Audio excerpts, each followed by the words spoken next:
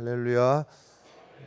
오늘 종려주일이라고 합니다. 통상 부활절 전주일을 종려주일이라 하고 다음 주일은 이제 부활절이 되겠습니다. 종려주일과 부활절 사이에 이 한 주간을 고난주간, 그래서 예수님의 그 고난을 우리가 묵상하면서 우리도 조금이라도 실천해 보면서 또 주님의 고난에 동참하는 그러한 절기입니다. 각별히 이번 한 주간 동안에 여러분 더욱 경건하고 또 거룩하게 하나님 앞에 서게 되시기를 바랍니다. 오늘 종려주일에 관한 이 말씀은 예수님이 예루살렘으로 고난받으시기 위해서 올라가실 때에 종려나무 가지를 흔들고 사람들이 막 환영을 했다. 그래서 붙여진 이름이 종려주일이다 이렇게 되어 있는데요. 이 말씀은 마태복음, 마가복음, 누가복음, 요한복음 여기 다 기록이 되어 있습니다. 그 가운데서 요한복음에 기록되어 있는 말씀을 우리 다시 한번 읽었습니다마는 다시 한번 읽고 그리고 또 말씀 나누겠습니다. 12절부터 함께 읽겠습니다. 그 이튿날에는 명절에 온 큰 무리가 예수께서 예루살렘으로 오신다는 것을 듣고 종려나무 가지를 가지고 호산나 찬송하리로다. 주의 이름으로 오시는 이곳 이스라엘의 왕이시여 하더라. 예수는 한 어린 나귀를 보고 타시니 이는 기록된 바 시온에 따라 두려워하지 말라. 보라 너의 왕이 나귀 새끼를 타고 오신다 함과 같더라. 아멘. 그 장면은 이렇습니다. 예수님이 어린 나귀 새끼를 타시고 예수님께서 예루살렘으로 쭉 입성해 들어가시는데 사람들이 그 존경의 표시로 바닥에다가 자기들 겉옷을 쫙 펼쳐 깔아 놓습니다. 여기 나온 사람들이 그냥 많은 사람들이 아니라 짐작할 때 아마 예루살렘 성 안에 있는 거의 대다수의 사람들이 막 쏟아져 나온 겁니다. 그러니까 말 그대로 구름대와 같은 사람들이 쫙 늘어선 겁니다. 이 사람들이 다 자기 겉옷을 바닥에 깔아놓고 왕으로 오시는 예수 그리스도를 환호하는 겁니다. 막 소리를 높여서 호산나 호산나 찬송을 하면서 예수 그리스도를 영접을 하는 겁니다. 그리고 손에는 이제 종려나무 가지를 들고 종려나무 가지를 막 흔들면서 막 입으로다가는 호산나 호산나 하면서 이제 그 소리가 막 우렁차게 막 메아리 쳐가지고 들리는 겁니다. 그런데 지금 요 똑같은 장면에서 분위기가 좀 다른 내용이 누가복음에서는 기록이 되어 있습니다. 한편으로다가는 막 환호성 소리가 들리면서 왕으로 오시는 예수님을 막 환영하는 그 이제 군중들의 그 모습이 한편에는 있고 한편 예수 그리스도의 지금 마음 안에는 어떤 마음이 있는가 하는 것이 이제 누가복음에 기록이 되어 있는데 누가복음 19장 42절부터 43절, 44절까지 말씀을 보시면 좀 다른 분위기가 되어 있는데 이것도 한번 읽어보시면 좋겠습니다. 이르시되 너도 오늘 평화에 관한 일을 알았더라면 좋을 뻔하였거니와 지금 내 눈에 숨겨졌도다. 날이 이를지라 내 원수들이 토둔을 쌓고 너를 둘러 사면을 가두고 또 너와 및 그 가운데 있는 내 자식들을 땅에 메어치며 돌 하나도 돌 위에 남기지 아니하리니 이는 내가 보살핌 받는 날을 알지 못함을 인함이니라 이랬어요. 이 말씀이 좀 깁니다만은 간단하게 줄이면 무슨 얘기냐 하면 예루살렘으로 올라가시면서 예수님이 하는 말씀이 이 예루살렘은 망한다라는 거예요. 간단하게 말해서 망한다. 근데 이 예수님의 말씀대로 예수님이 이 말씀을 하시고 나서 딱 70년 뒤에 예루살렘 성은 망하게 됩니다. 그래서 예루살렘 성이 무너지고 파괴가 되어버리게 되지요. 그러니 이 두 가지가 얼마나 큰 간극이 있습니까? 하나는 사람들이 새로운 왕으로 오신다 하고 왕을 맞이하는 호산나 하면서 저분이 우리의 왕이 되시기만 하면 이제 끝났다. 지긋지긋한 저 로마의 횡포로부터, 로마가 우리를 지배하고 로마가 우리를 수탈하고 로마의 억압으로부터 이제는 저 왕 되신 분이 메시아가 나타났으니 저분을 왕으로 모시기만 하면 이제는 로마는 끝장났다. 그리고 쉽게 말해서 불행 끝, 행복 시작이 지금부터 펼쳐진다는 그 기쁨을 가지고 사람들은 호산나 하면서 이제 예수님을 맞이하는데, 예수님께서 하시는 말씀, 예수님의 입장은 영 분위기가 다르잖아요. 뭐냐면 예루살렘 망한다라고 하는 거예요. 이 성은 망한다. 이 둘 간극이 얼마나 큰 차이이겠느냐 하는 말입니다. 예수님이 지금 올라가시면서 지금 보여주시는 이 퍼포먼스, 예수님의 보여주시는 이 행동도 이것도 예사롭지가 않습니다. 어떨 때는 말이에요, 말로다가 설명을 할 때가 있죠. 이건 선은 이렇고 후는 이렇고. 근데 구약의 시대 예언자들도 말해요, 말로 하다가 말로 안 될 때는요 몸으로 보여줬단 말이에요.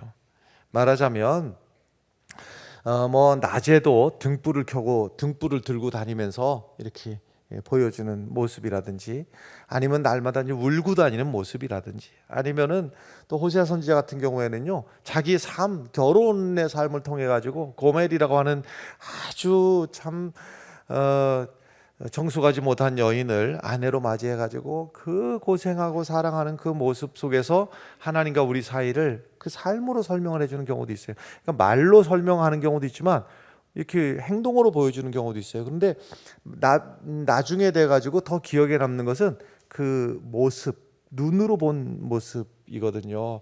근데 예수님이 보여준 이 모습은 어떤 모습이냐 하면, 지금 이제 어린 나귀를 타고, 그리고서는 어린 나귀도요 한 번도 타보지 않은 어린 나귀 새끼예요. 익숙하지가 않고 그런 거예요.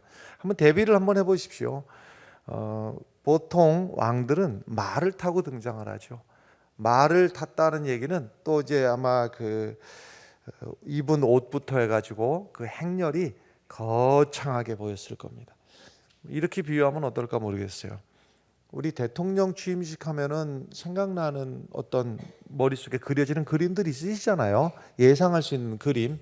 예를 들면은 뭐 이제 좋은 차가 등장을 하고 그 차 앞뒤로다가는 경호하는 인력들이 또 차도 있고, 아니면은 옆에서 막 뛰어가는 경호원들이 모습도 보이기도 하고 어떤 그런 장면들이 있어요.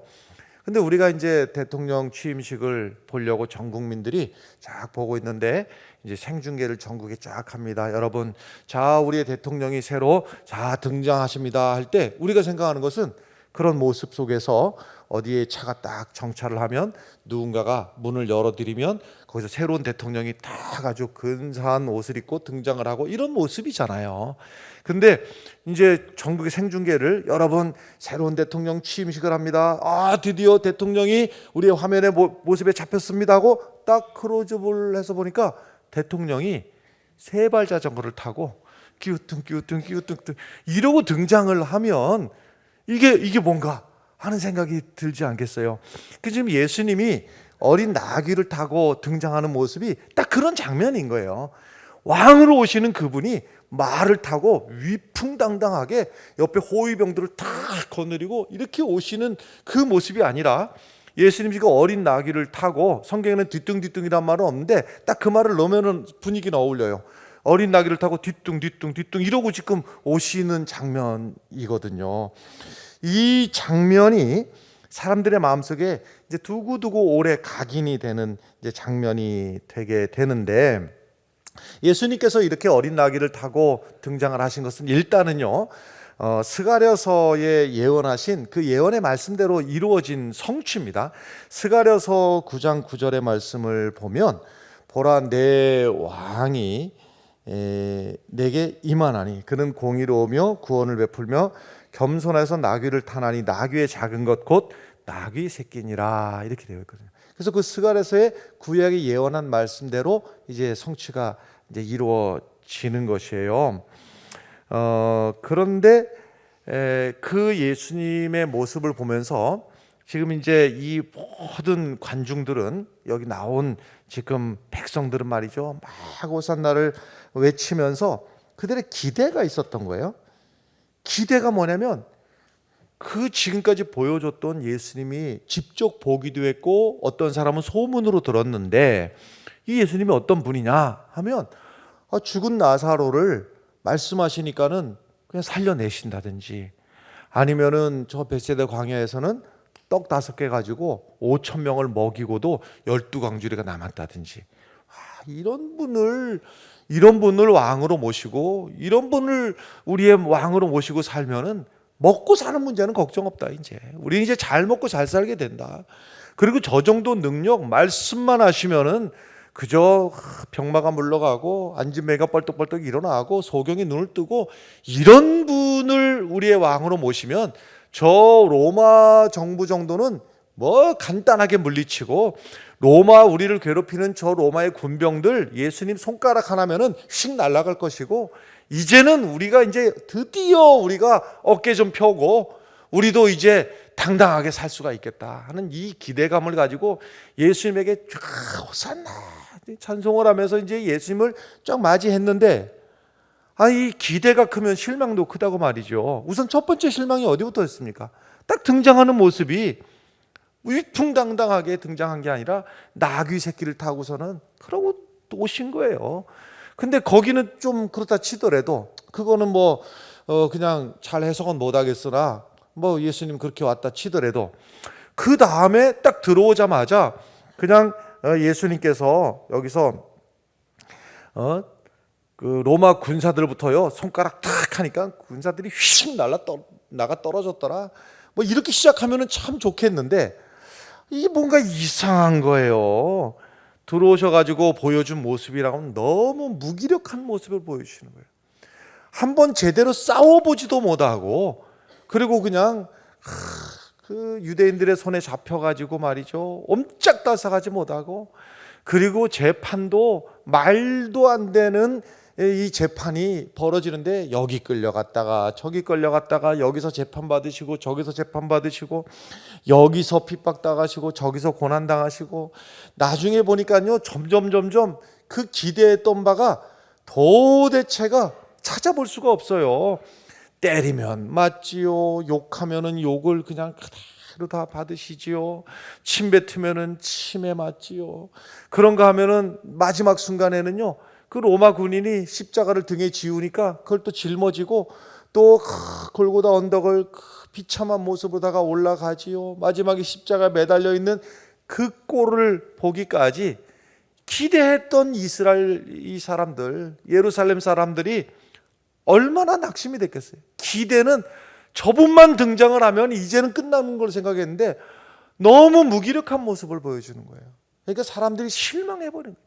실망해가지고요, 불과 며칠 전이라면 이게 이제 요일로 하자면은 주일날 일어난 일이 금요일날 오전에 십자가에 달리기까지 그 며칠 상관에 말이죠, 호산나 찬송하리로다 이렇게 했던 사람들이 이제는요 다시 합창을 하기를 뭐라고 하는가 하면요, 십자가에 못 박아라, 십자가에 못 박아라, 저 예수를 십자가에 못 박아라, 막 아우성을 치는 거예요. 호산나 했던 사람들이 십자가에 못 박아라. 그렇게 해서 결국은 비참하게 끝난 거예요. 이 사건은 그냥 비참하게 끝나고 마는 거예요. 기대했던 예수님, 그 기대를 갖다가 전혀 충족하지 못하고, 로마로부터 이 나라를 독립시킨 것도 아니고, 로마 군사를 물리친 것도 아니고, 무슨 능력을 보여준 것도 아니고, 뭘 하려다가 실패한 것도 아니고, 아무것도 해보지 못하고 실패한 거예요. 그리고 이제 끝난 거예요. 그런데 여러분, 우리가 이제 이 복음서의 말씀을 뭐 예수님이 시험을 받으셨더라, 예수님이 말씀을 하시기를 저 하늘의 새를 봐라, 저 들의 백합화를 봐라 이렇게 말씀하시고 능력을 행하시고 한 이 복음서의 기록이, 우리는 이제 그렇게 착각하기 쉬워요. 누군가 옆에 쫓아다니면서 예수님이 자 하늘의 새를 바라면 하늘의 새를 봐라 이렇게 옆에서 기록하시고, 또 예수님이 능력을 행하시고 또 병자를 고치시고 하면 예수님께서 능력을 행하셨음 예수님이 아무개에 눈을 뜨게 하셨음, 이렇게 옆에서 기록했을 것으로 생각을 하지요. 근데 사실은 그렇지는 않습니다. 예수님 옆에서 아무도 기록한 사람이 없어요. 기록할 이유가 없었어요. 예수님 말씀하시면 들으면 되는데 뭘 기록을 해요? 기록한 사람이 없었어요. 지금처럼 비디오를 찍은 것도 아니고 무슨 녹음을 한 것도 아니고 또 옆에서 받아 적은 것도 아니에요. 없어요. 그러면 이 복음서는 뭐냐 도대체가? 예수님께서 죽으시고 부활하신 후에 구름 타고 하늘로 올라가시면서 너희가 본 그대로 내가 다시 오리라, 예수님 말씀하시고 구름 타고 하늘로 가셨잖아요. 사람들은 생각하는 거예요. 교회 공동체에 모여가지고 교회 공동체에서 예수님이 하늘로 가셨는데 내일 오실까? 오늘도 안 오셨는데 그 다음날 오실까? 언제쯤 오실까? 하고 예수님은 기다리는 그 소망이 한편으로 있고, 교회 공동체 안에서 한편으로다가는 예수님이 당장 옆에 안 계시니 물어보고 싶은 게 너무 많은 거예요. 예수님, 이럴 때는 우리가 어떻게 해야 됩니까? 이렇게 물어보고 싶고, 또 물어보고 싶은 게 뭐예요? 전에 예수님께서 말씀하셨던 그 비유는 무슨 뜻입니까? 이렇게 물어보고 싶은데 예수님이 옆에 안 계시잖아요. 그러니까는 이 물음이 점점 쌓여가는 것이죠. 이럴 때 우리는 어떻게 하면 좋나? 그 예수님의 가르침은 무슨 뜻이었을까? 이런 마음속에 갈급함 속에서 교회 공동체가 옛날 일들을 생각해내기 시작한 거예요. 말하자면 우리가 이 배고픔의 문제를 어떻게 해결할 것인가 하는 데 있어서, 맞아, 옛날에 예수님께서 시험 받으실 때 얘기를 해주신 게 내가 생각나. 그리고 아무개가 그 과거의 생각을 얘기를 하면 그때 예수님이 이렇게 말씀하셨어. 사람이 떡으로만 살 것이 아니고 하나님의 입에서 나오는 말씀으로 사는 것이야. 예수님이 그렇게 말씀하셨거든. 그 말씀을 교회가 신앙의 고백으로 정리해낸 것. 맞아, 예수님이 이렇게 말씀하셨지, 그때 우리도 이렇게 살아야 돼 하는 신앙의 고백으로 기록한 것이 마태복음, 마가복음, 누가복음, 요한복음이란 말씀이에요. 그 현장에서 기록한 게 아니라 교회가 예수님의 말씀을 기억해내고 그 말씀대로 살아보자 하는 믿음의 고백으로 기록한 것이 복음서이다. 이해가 되셨습니까? 자, 그래서 그 기억이라는 것을 제가 지금 말씀드리는 것인데, 그때 그 일은 그럼 무엇인가를 교회 공동체는 생각해내기 시작을 한 거예요. 그때 장면을 다시 한번 생각해보자. 말로 한 것은 잊혀지기 쉬우나 눈으로 본 것은 오래 기억에 남는단 말이죠. 사람들은 한쪽에서 종려나무 가지를 흔들고 호산나 하고 외쳤어요. 그 다음에 예수님은 어린 나귀, 한 번도 타보지 않은 어린 나귀를 타고 아주 부자연스럽게 뒤뚱 하는 모습으로, 왕의 모습하고는 전혀 어울리지 않는 모습으로 예수님은 등장하셨어요. 그 다음에 예수님에 대한 기대는 슈퍼맨이 돼가지고 로마를 물리치고 로마 병정들을 손가락으로 휙 하니까 장풍으로 확, 장풍은 손가락이 아닌가요?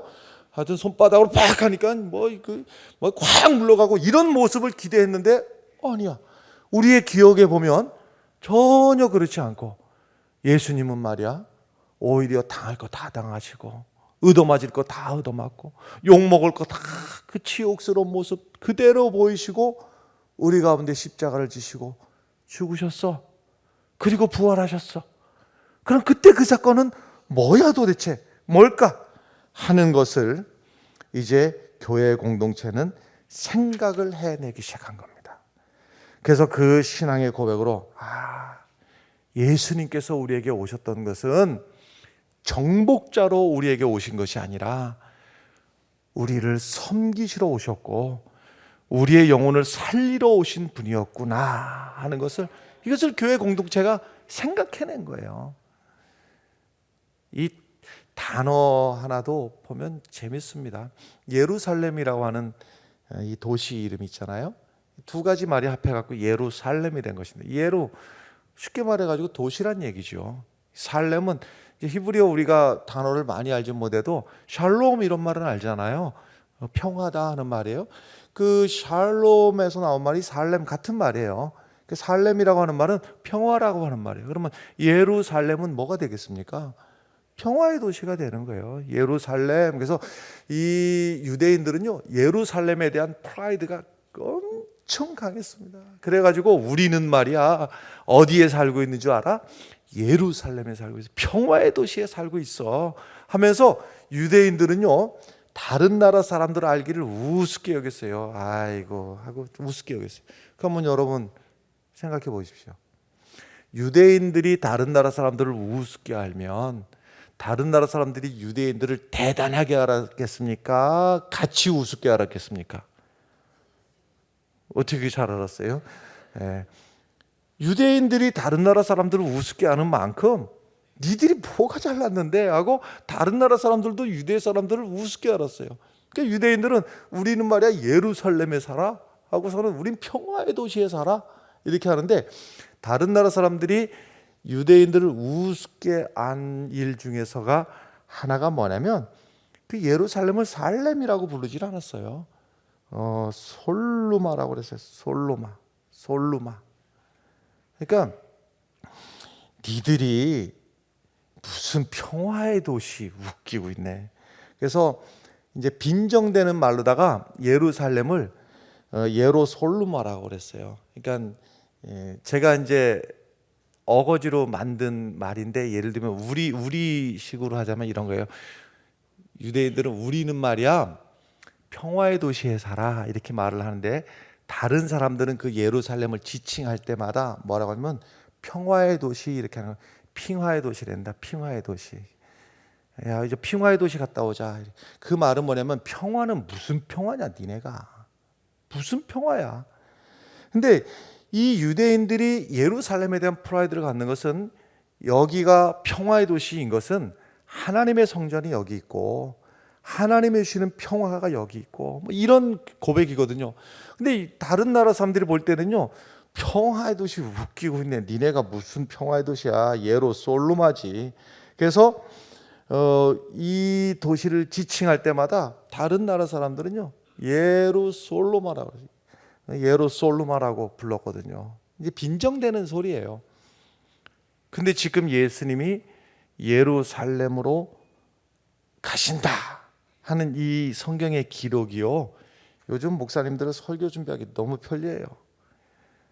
그렇다고 또 설교 준비하기 또 쉽게 하는구나 이렇게 생각하시면 좀 섭섭한데, 쉽다는 얘기는 뭐냐면요, 옛날엔 책들을 막 여러 개 펼쳐놓고 성경 준비했는데, 요즘은 컴퓨터 화면 하나만 있으면요, 여기 성경 말씀 딱 띄워놓고요, 옆에 버전만 딱 누르면요, 딱 견주어가지고서는 딱 나와요. 옛날 책 두세 개 놓고 했던 거 지금 이제 그 화면 하나로 가능해요. 그래서 이 본문을 헬라어 버전으로 딱 갖다 놓으면 옆에 딱 같이 떠요. 그래서 딱 이렇게 비교해 보기가, 눈만 왔다 갔다 하면요, 아주 보기가 좋아요. 여기에 기록된 게 예루살렘이 아니에요. 뭐라고 기록이 되냐면 예루솔루마예요. 예수님이 가시는 게 예루살렘으로 가시는 게 아니라, 니들이 무슨 평화야. 평화는 웃기고 있어. 예루솔루마로 예수님은 지금 올라가시는 거지요. 말하자면 이런 거예요. 예수님이 예루살렘에 올라가서 제일 첫 번째 하셨던 게 뭐예요? 성전을 뒤집어 엎어버린 거예요. 겉으로다가 말이죠, 거룩, 하나님께 영광, 뭐 이렇게 되는 거죠. 그런데 예수님이 그 안을 뒤집어 엎어버리신 거예요. 니네 거룩? 웃기고 있어. 뭐 하나님께 영광? 진짜 웃기고 있네. 예수님이 그 안을 뒤집어 엎으시면서, 내 집은 기도하는 집인데 너희는 내 집을 강도의 소굴로 만들고 있어 이것들아. 예수님이 그 안을 그 위선으로, 거룩이라고 하는 위선으로 싹 덮어져 있는 그 안을 뒤집어 엎어버리시는 거예요. 너희 안에 무슨 거룩이 있어? 너희 안에 강도의 소굴을 만들고 있어. 장사나 해먹고 있으면서 하나님의 성전에서 제물을 하나님께 온전한 것을 드려야 된다는 그 율법을 악용을 해가지고 제사장들과 상인들 간에 뒷돈 거래가 오고 가고, 예배드리러 오는 그 사람들에게 온갖 폭리를 뒤집어 씌워가지고 제사는 뒷전이고 장사에 눈이 멀어가지고 돈에 눈이 멀어가지고 하나님은 뒷전이고 돈이 먼저고 돈을 섬기고 있는 이 성전 체제에 대해서 예수님이 뒤집어 엎으시면서 그 속에 있는 역겨움을 다 들춰내 버리신 거예요. 그러니 예수님이 지금 예루살렘으로 지금 가시는 거예요. 예루솔루마를 향해서. 무슨 평화야 니네가, 무슨 거룩이야? 예수님이 일주일 동안 하셨던 일의 연속이 뭐예요? 잎만 무성하고 열매가 없는 그 감람나무, 무화과나무를 갖다가요, 거기를 저주를 해가지고 열매를 맺지 못하는 이 나무는 말라버려라 하는 거예요. 그래가지고 그 겉모습만 거룩하게 화려하게 그럴듯하게 꾸미고 있는 이스라엘 그 종교 지도자들의 부패와 부정과 그 추악스러움을 예수님이 하나씩 다 파헤쳐 놓는 일을 하는 거예요. 사람들의 기대는 지배하는 왕으로, 군림하는 왕으로 오셔가지고 로마를 상대로 싸우고 민족 독립을 위해서 나라를 세울 것을 원하시지만 예수님의 관심은 하나님 앞에 위장된 거룩을 뒤집어 엎으시고 추악하고 더러운 것을 정하게 하시고, 그러시면서 예수님이 하시는 말씀이 이 예루살렘은 망해야 된다. 망해야 된다. 돌 위에 돌 하나도 남지 않고 무너질 것이다. 그리고 예수님을 위해서 우는 여인들을 향해서 나를 위해 울지 말고 예루살렘을 위해서 울어라. 여러분, 겉으로는 하나님의 거룩함과 평화가 있는 예루살렘이지만 그 안을 들여다보면 장사꾼으로 가득 차 있고 기도는 없고 자신들의 기득권만 차지하기 위해서 다툼이 끊이지 않는 예루솔루마의 모습을 그대로 드러냈던 겁니다. 예수님께서 십자가를 지시는 것은 흠과 허물이 없는 예루살렘을 위해서 십자가를 지신 것이 아니라, 여러분 어쩌면 우리가 남 얘기로만이 아니라 나는 어떤가, 예수님을 맞이하는 나는 그럴듯하고 거룩하고 흠과 티가 없고 성결한 그런 모습인가, 내 안에 있는 추악함을 인정하는 데부터 예수님을 만날 수가 있습니다. 내가 죄인인 것을 인정하는 사람이 위장되지 않은 모습으로 예수님을 만날 수가 있습니다.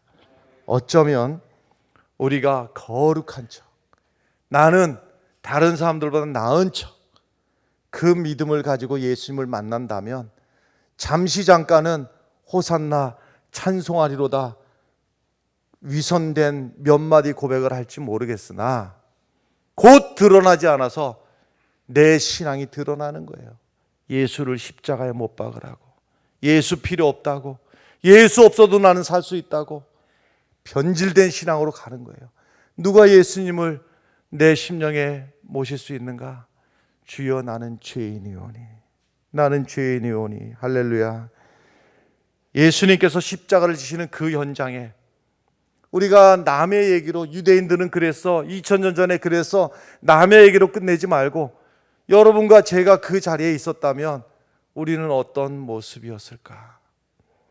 빌라도는 예수님이 죄가 없는 줄을 알았지만 예수님 죄가 없다고 판단하고 예수님을 석방하는 순간에 내가 어떻게 해서 이 총독의 자리에 왔는데, 내가 어떻게 해서 이 자리에 권세를 누리게 되었는데, 이 많은 사람들 민심이 떠나가고 나면 나를 향해서 비난이 쏟아질 텐데 그러면 나는 이 자리를 잃어버리겠지.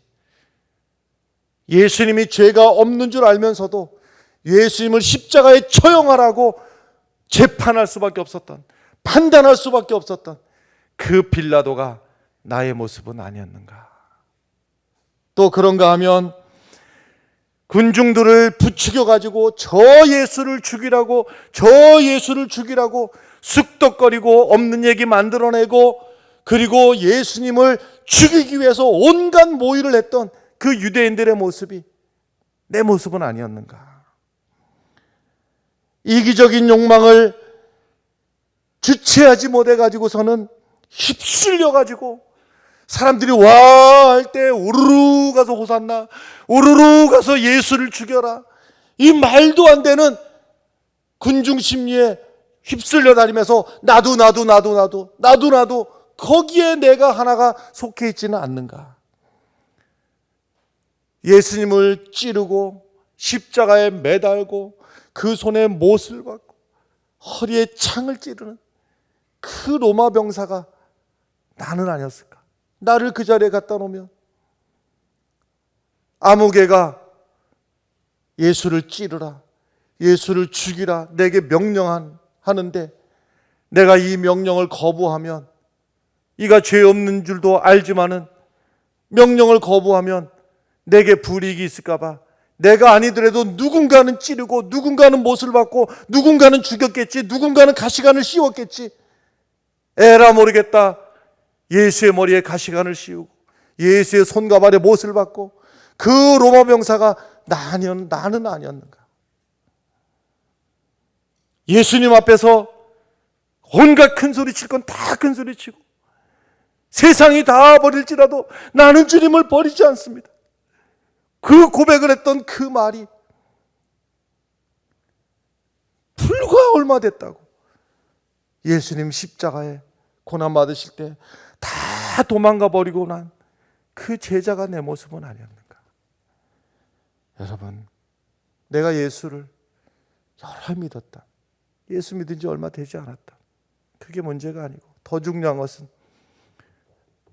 내가 얼마나 죄인된 모습인지를 하나님 앞에 드러내놓고 고백하는 데서부터 예수님을 만나는 것입니다. 그렇지 않으면 우리도 위장된 신앙인으로 살아갈 수밖에 없어요. 우리도 예수님을 맞이해 드려야 되지 않겠습니까? 예수님 내게 오실 때에 유대인들도 그랬어요. 호산나, 호산나, 우리를 구원해 주십시오, 우리를 구원해 주십시오, 호산나 외쳤는데 어떻게 외쳤던가요? 우리는 예수님을 어떻게 맞아드립니까? 호산나, 나를 구원해 주십시오, 내 물질의 문제에서 나를 구원해 주세요, 내 육신의 질고에서 나를 구원해 주세요, 내 하는 사업이 흥하게 하고 내 하는 자식이 흥하게 하도록 나를 구원해 주세요. 우리가 이렇게 예수님을 부르짖고 있다면 그때 2000년 전에 그 유대인들과 뭐가 다르겠어요? 그러다가 마음이 변하면, 내 마음에 안 들면 호산나 했다가 며칠 뒤에 예수를 십자가에 못 박으라고 했던 그 유대인들과 나는 뭐가 달라요? 여러분, 우리가 누가 예수 그리스도를 내 안에 모시고 그분 앞에 엎드려 경배할 수 있는가? 바리새인처럼 되지 않기를 바라요. 바리새인이 사람들에게 보라는 듯이 손을 들고 나는 다른 사람들, 곧 토색, 불의, 간음을 하는 자들과 같지 아니하고 이 세리와도 같지 않음을 감사하나이다. 나는 일에 2번씩 금식하고 나는 소득의 11조를 드리나이다. 이 위선된 신앙이 돌아서서 예수 팔아먹고 예수를 십자가에 매달고 예수를 저주하는 데까지 가게 되고 마는 거예요. 누가 예수를 만나는가? 멀리 서서 세리는 눈을 들어 하늘을 쳐다보지도 못하고 다만 가슴을 치며 이르되 하나님이여 불쌍히 여기소서, 나는 죄인이로소이다. 이 믿음의 고백부터 예수를 만나고 예수를 맞이해드리고 예수가 나의 구주이신 것을 고백할 수가 있게 되는 겁니다. 여러분, 내가 죄인 된 것을 고백하며 이번 한 주간 고난주간을 지내는 동안에 내 생각도 절제하시기 바랍니다. 욕심과 분냄과 저주와 원망을 절제하시기 바래요. 입의 말도 절제하시기 바래요. 겸손한 마음으로 나 같은 죄인 위해서 오신 예수 그리스도를 가슴에 모시고 다음 주 부활절에 감사함으로 함께 만나시기를 주의 이름으로 간절히 축원합니다. 기도하겠습니다.